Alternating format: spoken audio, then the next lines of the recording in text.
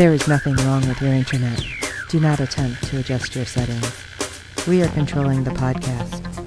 We control the squealing and the screams. We can make your heart flutter, your eyes blur from tears, or sharpen your mind to crystal clarity. For the next hour, sit back. We are in control of what you hear. We repeat, there is nothing wrong with your settings.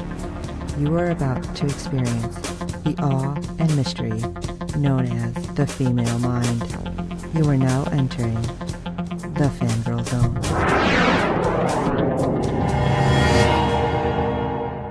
Hello, everyone, and welcome to SyFy Talk on the Fangirl Zone, a podcast where we discuss shows on the SyFy channel. I'm Sean, Fangirl S. And I'm Steve, and tonight we'll be discussing episode 1 of season 1 of Nightflyers. This was so weird. Yes, it was. It reminded me so much of, Event Horizon. Yeah, a little bit. But almost like all that stuff we didn't see in that movie. Right. So, makes me wonder where it's going, because I did not read this novella. Right, neither have I. The novella was written by George R.R. Martin. Yep. So you may or may not know his The Song of Ice and Fire, Game of Thrones. Right, yeah. To most of us who are fans of that are like, can we get Winds of Winter already? Right. But and of course, this is not Game of Thrones. Unfortunately, No. A lot of people tried to compare it to that. And no. You're going to be, if you were expecting a Game of Thrones in space, you're greatly disappointed. And no, this is like a whole nother genre. Yes, absolutely.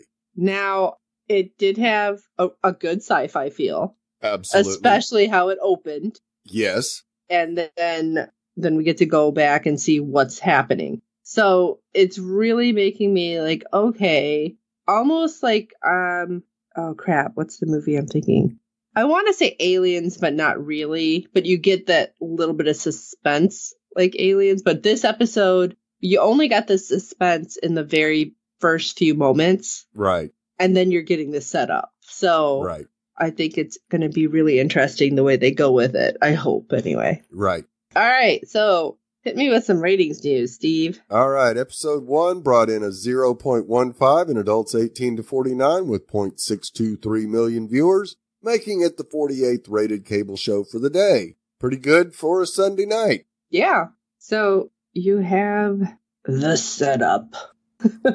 On a mission abroad, the Nightflyer, the most advanced ship ever built, a team of scientists embark on an expedition to make first contact with alien life. Set in the year 2093, their mission takes them beyond the edge of the solar system, farther than mankind has ever gone before. But when terrifying and violent events start to occur, the team and the crew begin to question themselves, each other, and their reclusive captain. They soon come to realize that the true horror isn't waiting for them in outer space. It's already on the ship. Dun, dun, dun. Exactly. It was good, though.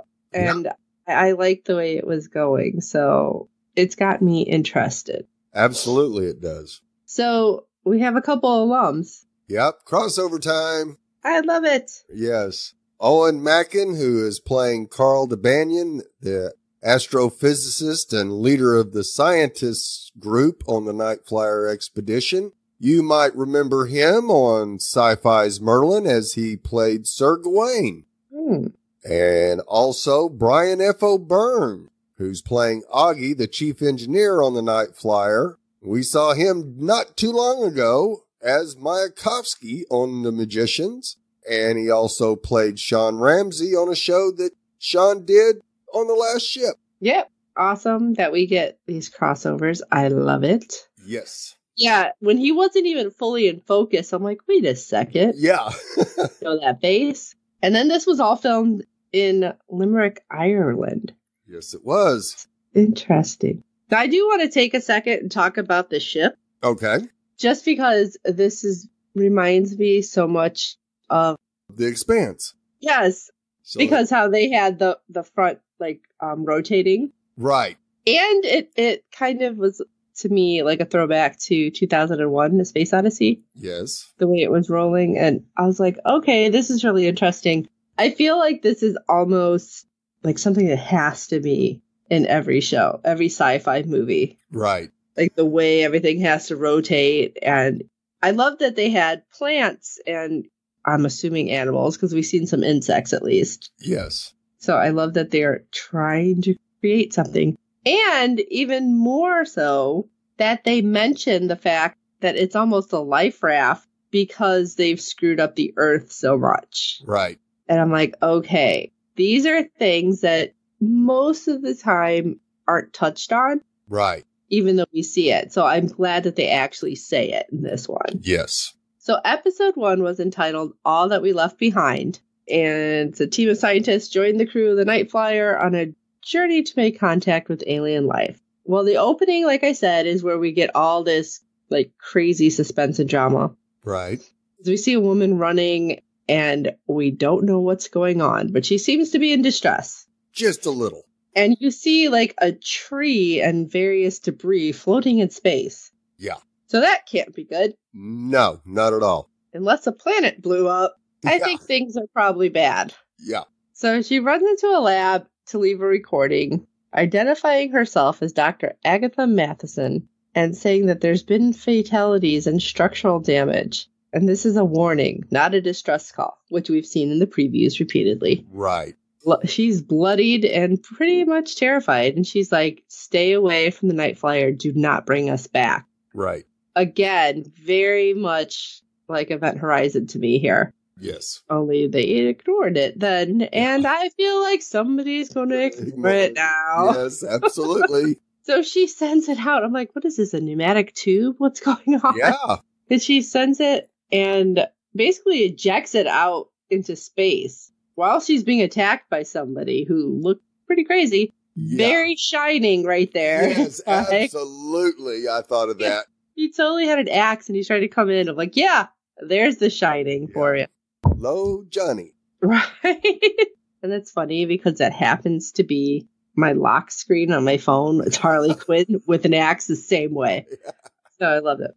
But as her attacker comes towards her, after she has fought him off a little bit to try to get that message popped out in face, because she got something. I don't even know what it was that she stabbed him with, but at least got him distracted enough that she was able to send the message. And then she looks longingly out the window and grabs what looked like, I don't know, a skull saw or something. Yeah, a bone saw. It's definitely a bone saw. And decided to commit suicide by just taking out that jugular. Yeah. I was like, what the hell are we watching? Exactly. I didn't know this was going to be a gory thing, but then we go back to Earth and everything's normal because then it says, like, we went back in time. I'm like, what the hell just happened? Right. So apparently this is, well, I can't even say what year it is because we don't exactly get the information. No, not yet. But we have a scientist, Carl DeBrannon, who is stopped and he's getting scanned. And I'm like, ooh, what is this? Right. And again, throwback to other sci-fi shows, which I won't everything because there's so many shows. And they're asking him, are you sick? Do you have any sores? And I'm like, holy crap. It's like, this is like how zombie movies start. Right. Zombies in space. I don't know. But he's cleared and he gets to go home and talk to his wife and his kid. And he's telling him what happened. We didn't get the funding, but, and when you get the but, it's like, oh, is this going to be good or bad? And he proceeds to tell him, well, I can go up on the Nightflyer and we can go to the void and talk to them. And I'm like, talk to who? Right. Is this like super rich people and they're like living on a spaceship somewhere? That's what I'm thinking. Right. But as he's talking to his wife and he's like, don't worry, I'll only be gone 2 years. Only? Right. That's a long time. Yes, it is. Apparently it's outside our solar system. Yeah. Well, I wouldn't say I would think it would take longer than that, but it would take longer than that with now's technology. Right. So yeah, hopefully with 2093, it's not that bad. Right. But then we see his daughter and he's like, oh, honey, did I wake you up? And he goes and he's laying in bed talking with her. And as he's comforting her, all of a sudden we hear memory paused. I'm like, what? Yeah. Hold on here. What's this got to do with anything? Yes. And then we find out it was 6 months before the issue that happened in the opening scene because he apparently had just gotten onto the Nightflyer. Right. And he's just remembering what happened with his wife and daughter that day in this really weird room that looked like one of those, I can't remember what it's called, where it like absorbs all the sound. Right. So that way it's like super quiet and that's all you concentrate on. Although there was lasers, so who knows? Right.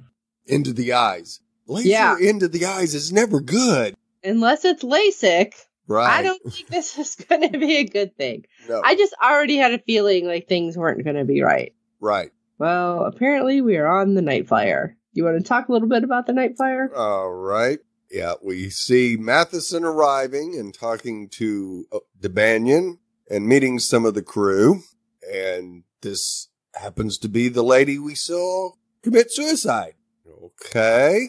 And Carl introduces Lamy, who has a neural port to the ship and works on programming. I swear I did not know what they were calling her. Right. Like, what? Rami? Mommy? What? Yeah. And also Melanthrogerl, an individual genetically enhanced and trained for space travel. How do you do that? I don't know if I want to know. Well, you figure that, yes, your muscles and bones are affected by living in 0G, so apparently that's something that you could probably modify in the person's DNA so that doesn't happen. Okay, that makes sense. Right. Of course, you got Matheson and Debanion are the scientists, and Matheson is a psychologist brought on board and onto the project because of her ability to talk to the telepath that they have brought on board, who is named Thale, and seems like the crew and the Colonials are very, very skeptical about this person, calling him an L1. Yeah, it's like, what is that? Yeah. Now, of course, yes, if you have a telepath that can get in your head at any point in time, yeah, I'd be a little concerned too, I'm afraid. Mm-hmm. And of course, during the tour, he also introduces her to Rowan, a biologist on board, and also a familiar face, as he was the man who was attacking Matheson. Okay. He doesn't seem to be a person that is tended to violence, but you never know. Yeah, he seemed pretty laid back. Very. Of course, at lunch in the cafeteria, Debanion explains to the nervous crew and colonists gathered around that they have brought the telepath on board to help communicate with the alien Volcrans that they need to make contact with. Well, they still just not buying it, just uncomfortable, and you get a feeling that this probably is going to be a problem. I kept thinking they were saying Vulcan. Yeah. I'm like, obviously I watch too much Star Trek, but I'm like, what? How are they getting away with that? Right. Yeah. And it was kind of interesting, though, because we hear about the captain a little bit. And, all of a sudden the captain's talking in, I'm going to call him Maikovsky's ear. Yeah. And he's like, yeah, anybody who wants to leave will still pay the coward's contract in full. Right. And I'm like, oh. Yeah. That's rough, dude. Yeah. I think that's like, all right, loser, you want to leave? Go ahead.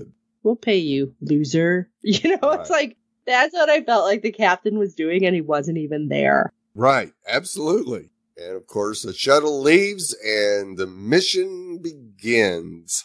Now, I was expecting a bunch of people to be on that shuttle. Right. We don't see the shuttle, though. No, we don't know how many people ended up bailing. Although the one guy who had started all the crap didn't bail. No, he did not. So we go to the ship's bridge and the captain appears as a hologram. That was cool. Yeah. Oh, really? And of course makes a moving speech about their groundbreaking mission and the chance to make first contact with other life forms. Yeah. And I'm starting to think, okay, this is weird because apparently the captain only ever appears as a hologram. Right. Choosing so it's to like, stay. Okay, something isn't right here. Yeah, exactly. And I'm like, is it even really a captain? Right. Is he still in corporeal form? Yeah. So, of course, thinking, no, this is going to be bad right here. Right here. Yep. Because it's time to push off, as they say, and trying to break Earth's orbit just doesn't go well at all. Oh my gosh. With everything that was going wrong, all I kept thinking is, I think we should abort this mission. Yeah, absolutely. Yeah, I don't think I'd have kept going at that point. No. I mean, all of your engines are failing. Something is not right. Yeah.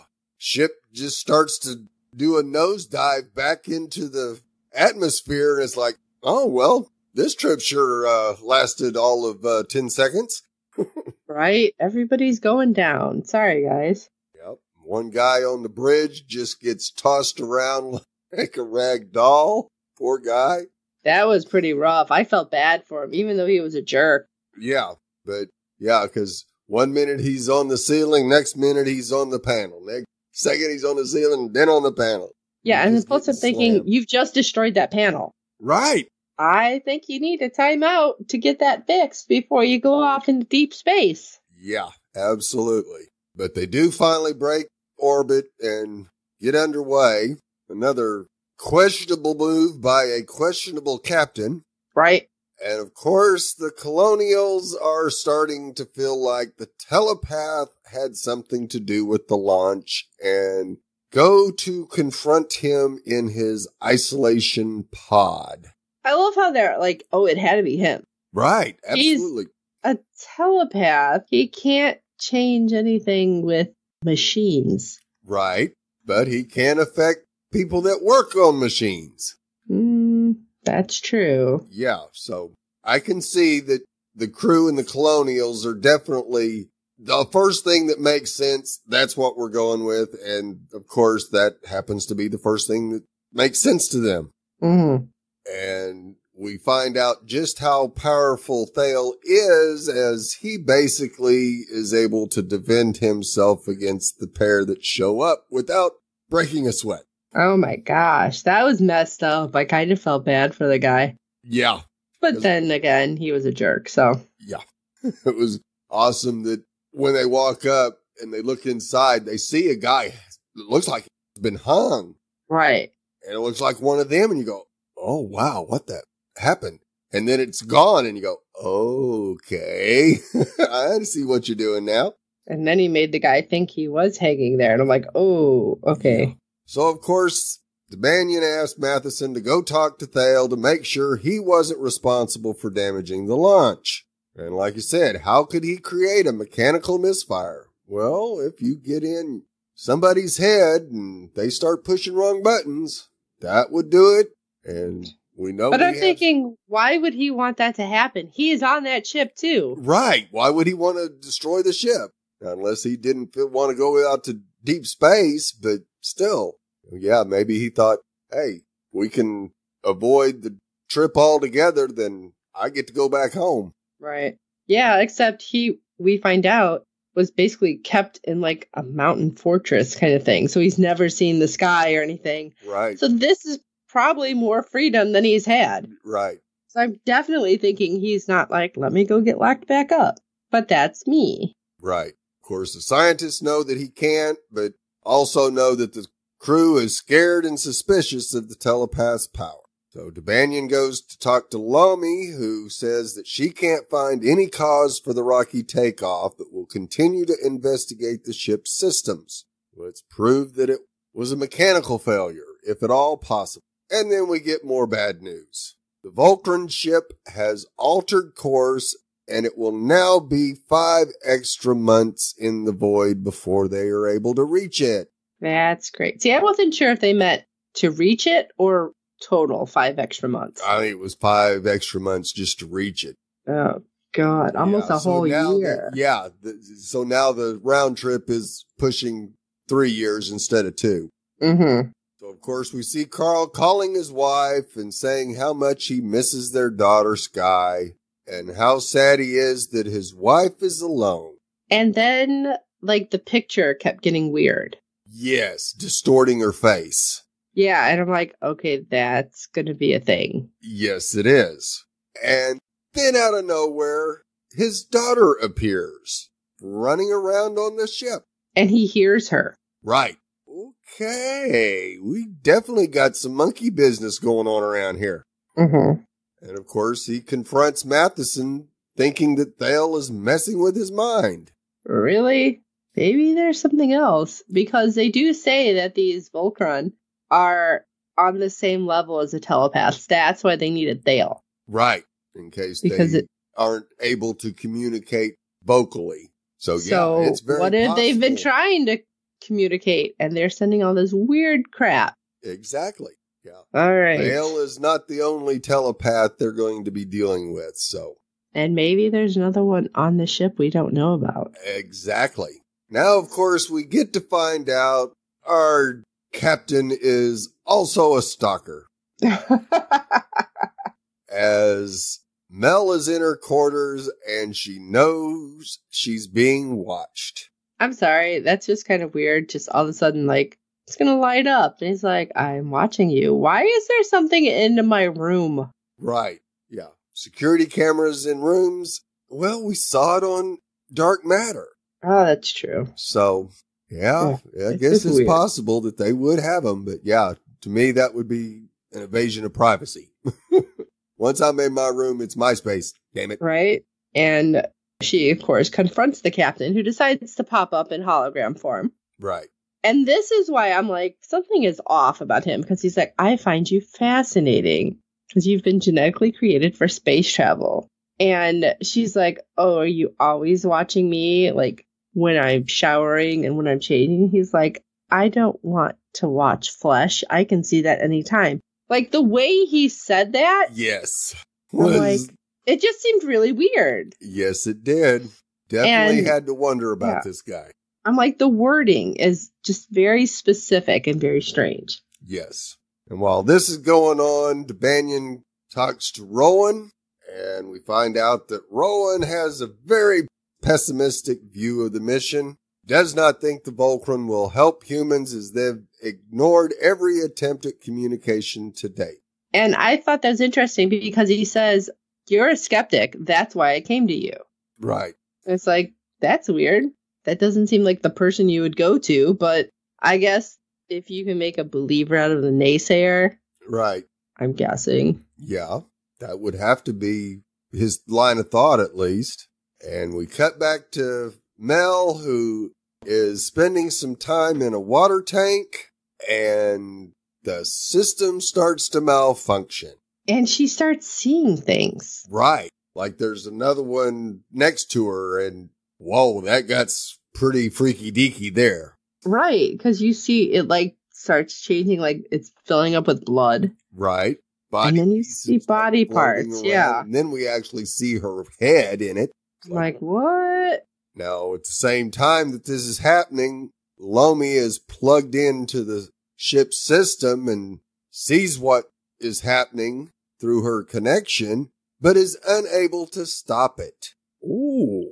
So, this is, unless the telepath is in Lomi's head, causing her to send the wrong commands or push the wrong buttons, something in this ship. Yeah, it seemed really odd. Yeah. And of course, as Mel is about to drown, Lomi gets in her room and saves her. And a bit later, they get together and, get together. Which was weird because as it's happening, she's looking at the captain's camera. Right. I'm like, come on. Yeah. Don't do this weird stuff. No. So Matheson takes Thale for a walk in the ship's garden. Now, when you have somebody that most of the crew is paranoid of, is it really a good idea to take him for a walk? Well, that was part of the agreement. Right. And I'm feeling like if they didn't keep that, it would have gotten really weird. Right. Like he could have just made you see all sorts of shit. Yeah. So better to keep him kind of calm. Absolutely. But of course, that quickly ends when others arrive and insist that Captain Hologram wants to see him. Yeah, I'm like, well, okay, why doesn't he just pop in there? That's right. You can have first-hand conversation with him. Right? But no, they go with the sedation route. Well, they almost went with the just shooting him route. Right, yeah. The Colonials definitely wanted to just shoot him and get it over with. Thankfully, they didn't, because I feel like it's going to be very important. Yeah. So Carl goes back into the memory pod and sees his daughter. But the visions are corrupted and change, and things just go haywire. Oh, yeah, because he's like, no, stop. This isn't how it happened. Right, Stop, and stop. trying to turn it off, and he can't, and it's just drilling into his head, and you just go, whoa, hold on. Yeah, and as he, like, falls out of the pod, like, we all see the daughter. Right. And then her arm, I'm like, oh my God, it's like it. Because the arm is stretching really far, and I'm like, holy crap, what's happening? Yeah. Nightmare. Yes, big time. And of course, he goes straight to Matheson to find out what the hell is Thale doing.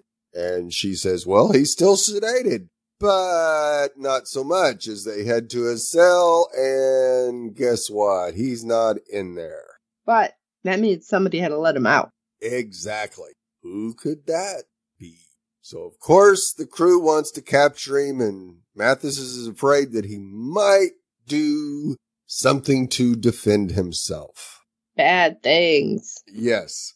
So, of course, our little group is like, all right, we have to find him and put him back in. And the Colonials want to end him. Right. But then we have something happen before they take off. Well, they break the captain's camera so he can't eavesdrop. Right.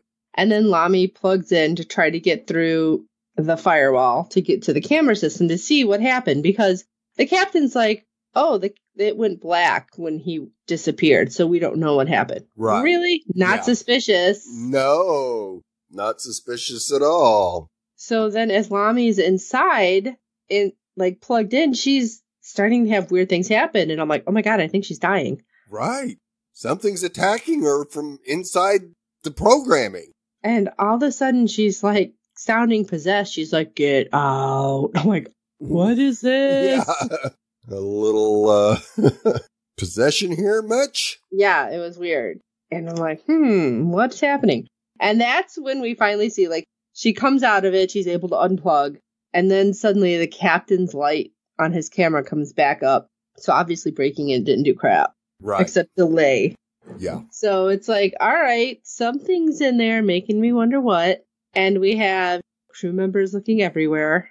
And one guy who, I think he was the one that Thale made think he hung himself, right? Right, yeah. He, runs into the other guard and he's like, oh, I got to get this back online. And he goes down into, like, I don't know, piping or something. Right, yeah.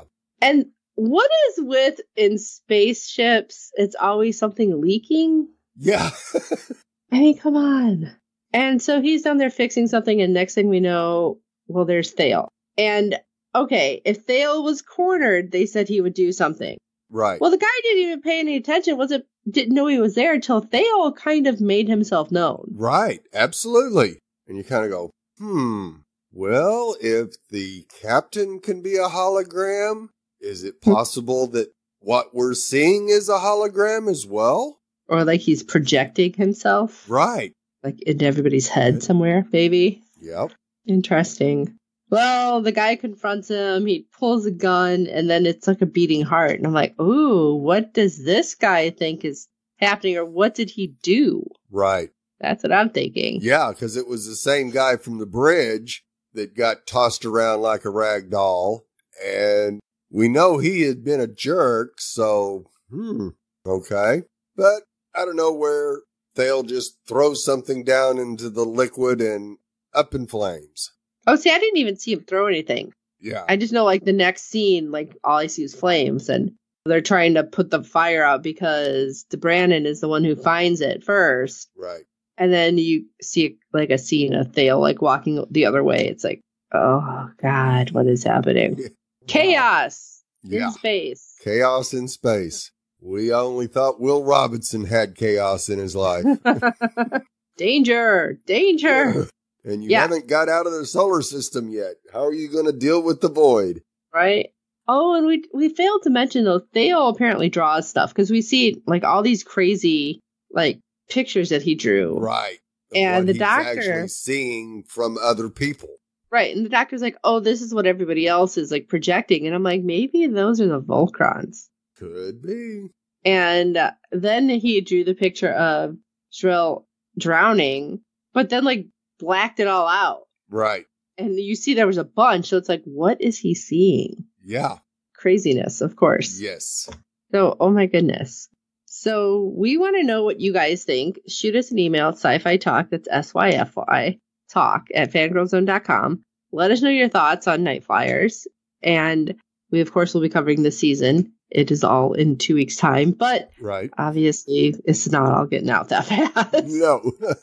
So let us know and we'll talk about it, go over it. If you've read the novella, I want to know how well it's compared. And just what do you think is going to happen next? And while you're at it, if you can rate and review us on iTunes and every other platform you find us on, because good ratings and reviews help other fans of the show find us. Tell your friends. We hope you're enjoying the podcast and the show. This is weird so far. And of course, don't forget to head over to www.fangirlzone.com. You can check out all sorts of randomness that I have up there.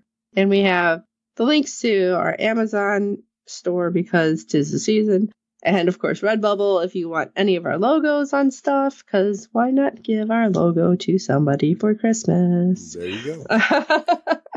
And for this episode of SyFy Talk, I'm Sean Fangirl S. And I'm Steve. We're a virus that has killed its host, and we're looking for a new host to infect.